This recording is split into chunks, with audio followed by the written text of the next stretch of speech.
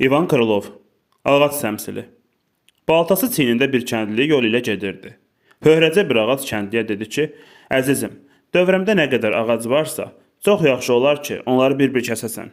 Çünki onlar varkən rahat boyata bilmirəm. Nə günəş görürəm, nə bir işıq. Yanımdakı bu ağaclara görə torpaqda rahat kök ata bilmirəm. Küləklər də məndən uzaq düşüb. Məni axtarıb araya bilmir. Gövdəmə tağ verib sarıya bilmir. Ağac deyir ki, bu meşə yanımdakı, həmçinin bu iri ağaclar mənə mane olmasaydı, kölgəm həmişə dərəni tutardı. İndi isə onlara görə çubuq tək napnaziyəm. Kəndli ağacın bu sözlərindən sonra baltaya əl atdı. Düşündü ki, bir dost tək bu ağaca köməklik göstərsin, onun istəyini yerinə yetirsin. Beləcə, kəndli ağacın dövrəsini tamam təmizlədi. Digər ki, üstündən bir neçə vaxt keçdi.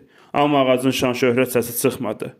Gah günəş ağacı yandırdı, yaxdı, gah dolu vurdu, gah daha güclü yağış yağdı. Nəhayət, külək ağacı yıxdı. Vəziyyəti belə görən bir ilan acı-acı ağaca dedi. Ağılsız, özün başına iş açsın. Sən bu sıx meşədə yaxşıca düşün ki, boy atdıqca bir quraqlıq, külək görməzdin.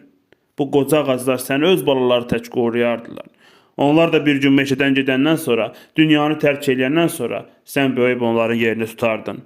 Boya başa çatardın, kökün üstə möhkəm qərar tutardın. Yıxılmaz, əksinə yüksələr, bəlkə də tufana sinə gərərdin. Bu təmsilin ideyası güc birlikdədir. Həmçinin başqasını yox istəyən özü var ola bilməz də əsərin ideyası ola bilər.